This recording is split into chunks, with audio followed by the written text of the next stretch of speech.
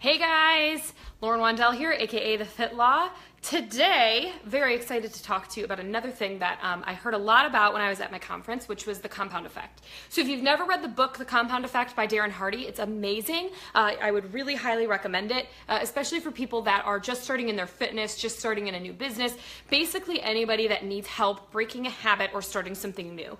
And the reason I thought this was so relevant for today is because I'm just about to start a new fitness program, and the compound effect is an amazing thing to help new people get going on just breaking old habits. I feel like so much of what we struggle with nowadays is getting in the habit of healthy exercise, healthy diet, being nice, waking up and making sure that we're getting up early or eating. That was one of the things that I struggle with, is eating breakfast. You know, it doesn't matter what the habit is.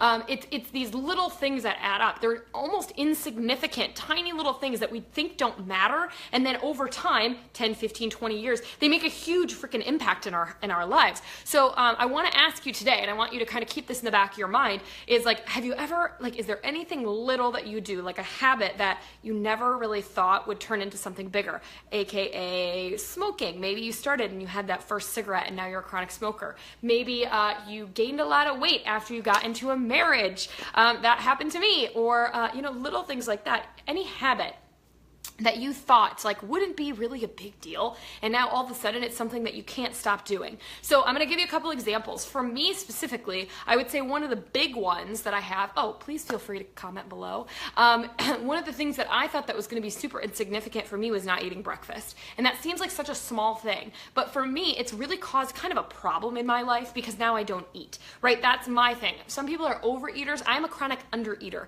And then what happens is I don't eat all day, so I won't have my first meal until 1, 2, 3 in the afternoon. And then what I do is I gorge, right? I eat something right away and I'm like, oh, I'm starving. What can I eat? And I start eating everything in the house. And normally it's quick and easy. And so it's not always the best decision for me, right? And so I think that specifically it's those things that, that start to add up and really make a huge difference in your life. Hold on one second. So can you go back outside for 2 minutes? Sorry, my kid has a babysitter and now they're coming inside, or go downstairs. Anyway, so it's those little things that we think are going to be small, insignificant, little habits that we don't really think so much about. So another thing that I think is really big for a lot of people is eating, right? It's usually overeating. So I kind of explained how for me it's undereating, but for a lot of people it's overeating. It starts with the snacking. It starts with the one burger at a restaurant, and it seems so insignificant, right? You're like, oh, maybe I could just treat myself. I hear that a lot. I could just treat myself. And then what happens is the next day you're like, oh, I could treat myself a little bit more. Maybe I'll have a piece of chocolate cake. Maybe I'll have a candy. And then you wake up 5 weeks later and you put on 10 pounds and you're like, what happened to my life? You can't figure things out. And it's such small, insignificant things. You don't think I wish we could have almost an instant reaction to the choices we make. If you smoke one cigarette, all of a sudden you wake up the next morning, you got lung cancer. Because if you knew that was going to happen, would you smoke that cigarette? Or if we eat that burger, or we eat that, I don't even like saying burger, because if you eat a burger the right way, they're really not that bad for you. Let's just say cake. If you eat that piece of cake and you wake up the next day and you weigh 50 pounds more, would you eat that piece of cake? No, because the results would be so bad. It's the same reason we don't do other things. We don't put ourselves in dangerous situations, or we don't, because there's going to be instant gratification and there's instant consequences. So if there were instant consequences for these things that we do daily, we wouldn't be doing them. But what we do is we see such a small increase or decrease in these little changes, right? We don't see the overall result until 5, 10, 15 years after they happen. And this can work in a negative and a positive way. So a lot of the times, a lot of the women and men that I work with on a daily basis, they come to me and they want to lose weight, right? They're trying to break these habits that they've built their entire freaking lives. They're trying to break and build new habits. It is hard. It is just like being an addict, right? You are addicted to that habit. You're so used to doing that it's intrinsic. What that means is that it's something that you just do without thinking. My husband, for example, he does this stuff, this is so gross, but he does this thing with his nose where he'll be and he sniffs a lot, and I'm always looking at him, I'm like, stop it, and he doesn't realize that he's doing it, but it's become such a habit that he does it constantly. To break that, he has to be conscious of the fact that it's a habit that he's doing. It's going to take him time. He's so used to doing it that it's going to take him tons of time, energy, and effort to break that habit. So we always hear the 21 days to make or break a habit. That goes for food, that goes for fitness, that pretty much goes for a lot of different things in your life. So for me specifically, the biggest habits that I'm trying to break are, number one, sleeping in. I suck at that. And it's something that has happened over time. So at first it was like, okay, I was going to bed at like 9:30, and then I would stay up till 10, and then I would stay up till 11, and now I'm staying up till 1 or 2 in the morning, and I'm not tired, I can't sleep. And that has been an accumulation of doing that over and over and over again, because 15 minutes doesn't seem like a big amount of time, but then the next night when I'm like, well, I could just stay up 15 minutes later, and then the next night I'm like, I could just stay up 15 minutes later, it's affecting my entire day. Right now I'm not waking up till 9, 10, 11 in the afternoon, and my entire day's shot. And that is the compound effect. So now I want to talk about the positive results. So let's talk about the positive changes. If you can actually be conscious and have that awareness in your life where you're like, I just need to do the right thing right now. I need to take the next right step, which is something that my mom always says to me too. She always says, just do the next right thing. Just take the next right step. And so if you can be aware enough in your life to do those things, it's going to have the compound effect is going to be the same the other way, right? So it's going to be like, you decide to go out to dinner and you look at our menu, right? What's a menu? It's just a list of choices. So if you decide and you look at it and you're like, normally I would get this big bowl of pasta and I would get breadsticks and I would get an appetizer, but today I'm going to decide to just have a salad, or I'm going to decide to have a burger without a bun. You make the healthy decision. What happens over time? It's one meal, it's one workout, it's 1 pound at a time, right? It is 1 pound at a time. And so you wake up now 20 weeks later, or a year later, and now you've lost 50 pounds, right? You've lost 50 pounds, your skin has cleared up, you're being able to walk up the stairs without getting winded, you're able to go outside and fit into a roller coaster with your kids, you're able to do all of these things that you never thought you were ever going to be able to do in your life, all because it started with that one first step, which was making a choice between a big bowl of pasta and a salad. It seems like such a tiny little thing that we don't think is going to affect our lives, but it has to start somewhere. You have to take the first step first.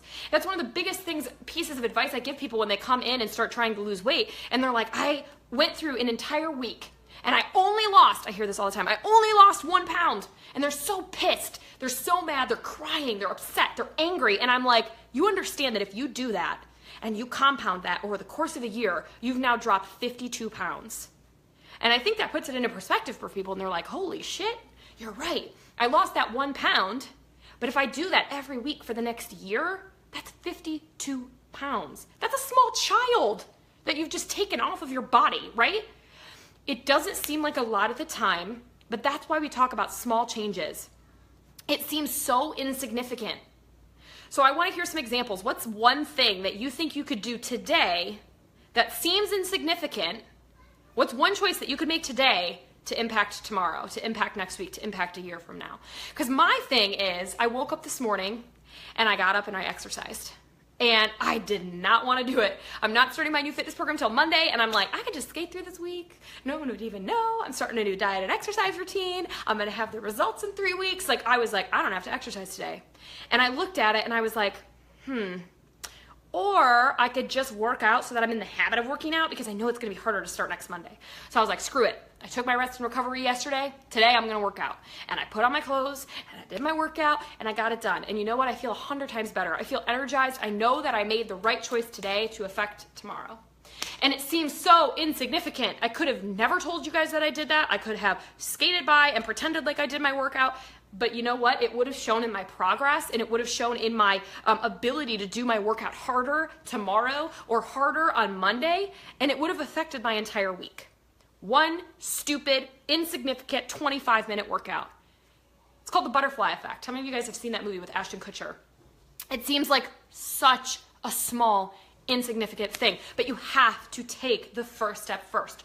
So I'm going to be adding the link to the book, The Compound Effect, in my little link above. It's such a small thing. And I'm seeing a lot of drink more water. That's something that I need to do better too. So thank you for that reminder. That's a really good thing that you can change. But the other thing is not eating, it could be small things like not eating cheese today.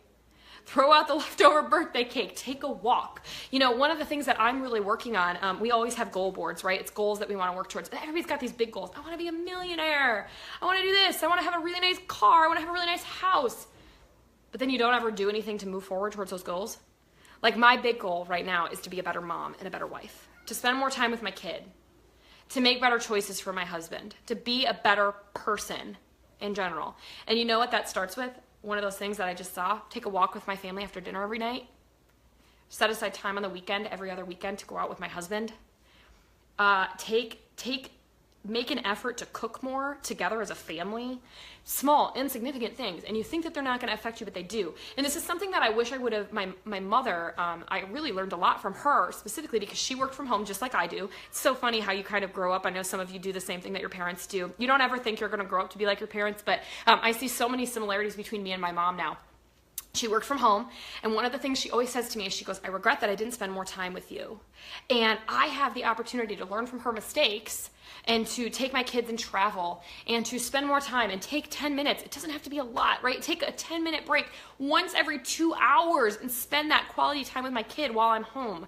Like it's those small things that you think don't matter that you grow up remembering. Some of my favorite memories from my childhood are with my grandparents because they never let us watch TV, and I hated them for it at the time. Never let me watch TV, never let me do any of these electronic things. And you know what I remember? All the experiences that we did. We traveled, we rode our bikes, we went to the beach, we did all of these things, those memories that you can't ever get back, like those memories that you don't forget. And it was all because they made a decision every time me and my brother came over. They made the right choice, which was not letting us immerse ourselves in electronics.